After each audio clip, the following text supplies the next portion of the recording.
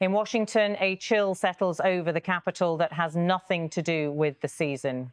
It's the silence of an administration locked in deadlock of paychecks, halted, agencies shuttered, and citizens caught in the slow grind of political paralysis. The United States is once again facing a full-scale government shutdown, and this time it's poised to break every previous record. The crisis began weeks earlier, when budget negotiations between President Donald Trump's Republican administration and the Democratic opposition collapsed in a storm of recrimination. Neither side could agree on the contours of the national spending bill. And as the new fiscal year began on October 1st, funding for key federal departments simply ran out. Since then, the nation's political machinery has been running on fumes. By Tuesday, the shutdown had reached its 36th day, surpassing the previous record set during Trump's first term back in 2019. Then, as now, the debate was not merely about numbers on a page. It was about ideology, priorities, and political will, about who bears responsibility when government itself stops functioning. The immediate consequences are visible everywhere. Around 1.4 million federal employees are either furloughed or working without pay. The ripple effects touch nearly every corner of American life, from the control towers guiding aircraft to the kitchens of families waiting on federal food assistance. At major airports from Los Angeles to Atlanta, unpaid air traffic controllers and Transportation Security Administration staff have begun calling in sick in growing numbers. The Transportation Secretary, Sean Duffy, addressed reporters earlier this week, warning that the strain on the aviation system could soon force unprecedented measures. He said his department was evaluating whether portions of U.S. airspace may have to be temporarily restricted for safety reasons due to staffing shortages. His tone was cautious, but the implication was clear. Even the skies might soon reflect the dysfunction on the ground. At food banks and church basements across the country, the faces of the shutdown are ordinary citizens. In Houston, volunteers distribute boxes of donated food to people who never imagined they'd be in line for charity. One of them, a man named Eric Dunham, stands outside a small cafe holding up his government assistance card. He hasn't received any benefits in over a month. For him, the political standoff in Washington isn't an abstract battle. It's dinner or no dinner. Social assistance programs like SNAP, the Supplemental Nutrition Assistance Program, have been severely disrupted. The White House had initially suggested that food aid would be delayed until the government reopened, prompting a storm of criticism from both state officials and advocacy groups. But on Tuesday, a federal court ordered the administration to resume payments immediately. Responding to that order, Karoline Leavitt, the White House press secretary, appeared before cameras to clarify the administration's position. "We are complying with the court order," she said. "We are processing the payments as quickly as we can. The USDA sent the guidelines to the states." The president is referring to future SNAP payments. He doesn't want to keep drawing on the emergency fund and depleting it. In the event of a catastrophe in this country, he wants those funds to be preserved as they should be. Leavitt's comments tried to project calm and control, yet her words underscored the confusion and competing pressures within the administration itself. President Trump, in a post on his Truth Social account, had written that federal food assistance will be given only when the radical left Democrats open up government. For millions depending on those funds, the message felt like a political ransom note. Inside the Capitol, the battle lines are sharply drawn. Republicans, who hold narrow majorities in both the House and Senate, argue that Democrats are deliberately blocking the passage of a short-term funding bill to extract concessions on health care and immigration. Democrats insist that the administration's budget proposal, which includes cuts to climate initiatives, healthcare subsidies, and education funding, is unacceptable. They want a new negotiation framework entirely, one that reopens discussion on Trump's healthcare reforms, which they argue have caused premiums to skyrocket for working-class Americans. For much of the public, however, the details of the dispute matter less than the exhaustion it has caused. In cities like Philadelphia and Seattle, public unions have joined forces with civil society groups to organize food drives for unpaid federal workers. Volunteers hand out bread, canned goods, and diapers in front of government buildings that have become symbols of dysfunction. The nation that once prided itself on being the world's most efficient democracy now seems paralyzed by its own divisions. In the marble corridors of Congress, tempers have frayed. Senate Minority Leader Chuck Schumer, the veteran Democrat from New York, addressed reporters earlier this week. The president's strategy is hostage-taking, plain and simple, he said. He is using the livelihoods of Americans as leverage for his own political gain. Later, he added, this is not leadership. This is chaos from the top down. Across the aisle, Republican leaders insist that Democrats are refusing to engage in good faith. They say the opposition's demands, particularly on healthcare and environmental funding, amount to political grandstanding. Senate Majority Leader John Thune told journalists outside the White House that Republicans offered a reasonable bridge proposal to keep the government open through November while negotiations continue. But Democrats, he said, walked away from the table. Behind the rhetoric lies a deeper problem, one that goes beyond the personalities involved. The shutdown reflects years of eroding trust between the branches of government, between parties, and between politicians and the people they serve. Each side accuses the other of weaponizing fiscal policy.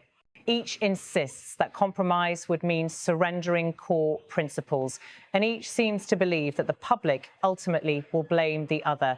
Meanwhile, the effects of the impasse multiply.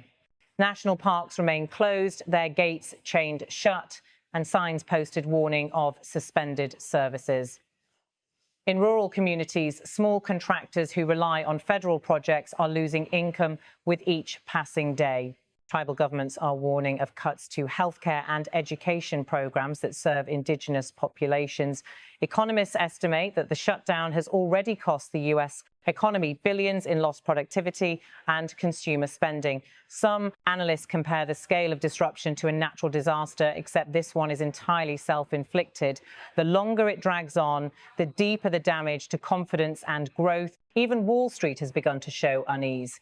Markets remain volatile as investors weigh the prospect of delayed payments to federal contractors and possible disruptions in services ranging from aviation safety to food inspections. International observers are watching closely too. For allies and adversaries alike, the spectacle of the world's largest economy brought to a standstill is more than political theatre. It's a warning about fragility in the heart of American governance. In Washington, the political mood grows darker. At the White House, aides attempt to project calm, but the optics tell another story. Outside, the flag flies at half-staff to honour the passing of former Vice President Dick Cheney, a gesture that inadvertently mirrors the sombre tone of a government in distress. Reporters gather daily on the North Lawn, seeking any sign of breakthrough. Press Secretary Karoline Leavitt continues to field questions about when negotiations might resume, repeating that the president will not sign a bill that ignores the core needs of the American people. Yet behind that phrase lies a stalemate that neither side seems capable of breaking. In the suburbs of Maryland and Virginia, the shutdown's toll is personal. Federal employees queue outside community centres offering temporary loans and food aid. Parents explain to their children why the holidays this year were smaller, quieter.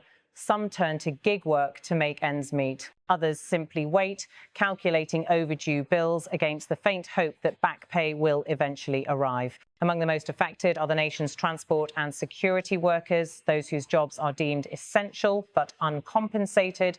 At airports, pilots and controllers warn of fatigue and low morale. These men and women keep the skies safe every single day. Transportation Secretary Sean Duffy reminded the press they deserve more than a thank you. They deserve their pay. Despite bipartisan calls to prioritise payments for critical personnel, Congress has yet to agree on a temporary measure. Lawmakers remain locked in what one commentator described as a political staring contest in which neither side can afford to blink first.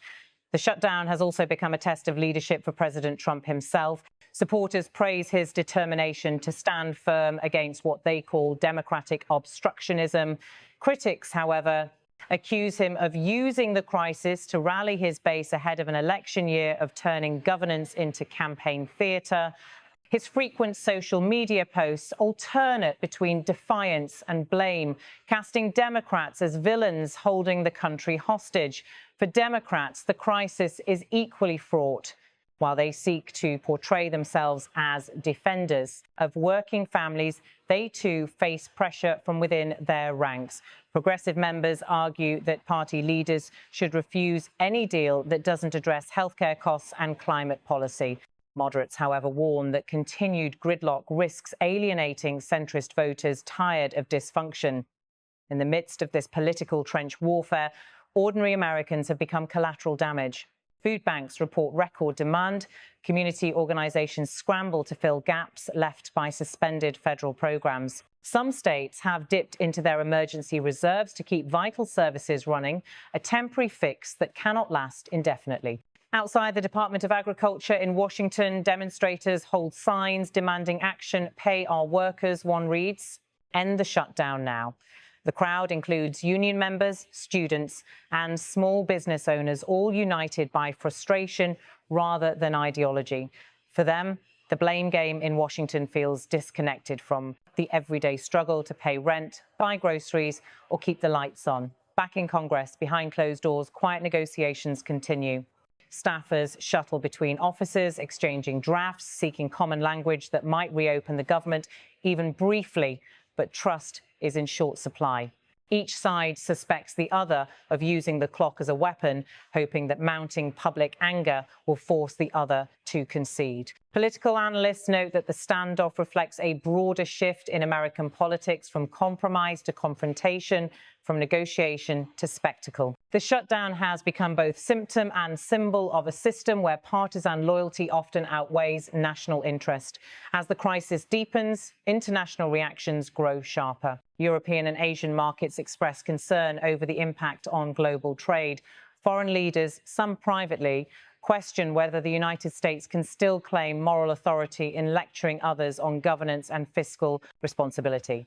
Yet amid the noise and division, moments of quiet resilience persist. In cities across the country, volunteers continue to organize food drives for furloughed workers. Local restaurants offer free meals to federal employees. Teachers dip into their own savings to buy supplies for classrooms affected by suspended federal grants. Acts of solidarity fill the void left by political paralysis, small, defiant gestures of community in a time of institutional failure. By the 36th day, one thing is clear. This is no longer just a budgetary dispute. It's a crisis of faith, faith in government, in institutions, in the promise that democracy can still deliver for its people. Each passing day without resolution deepens that fracture. As night falls over Washington, the lights of the Capitol gleam across the Potomac, illuminating a building that has become both a symbol of power and paralysis. Inside, exhausted staffers hunch over draft bills. Outside, tourists take photographs, unaware that many of the guides, custodians, and security guards around them haven't been paid in over a month. For now, there is no sign of compromise, only the slow accumulation of frustration and fatigue. The government of the United States, the world's largest and wealthiest democracy, remains closed for business. And for millions of Americans waiting for their paychecks, their benefits, or simply a sense of certainty, the question remains the same. How long can a democracy hold its breath?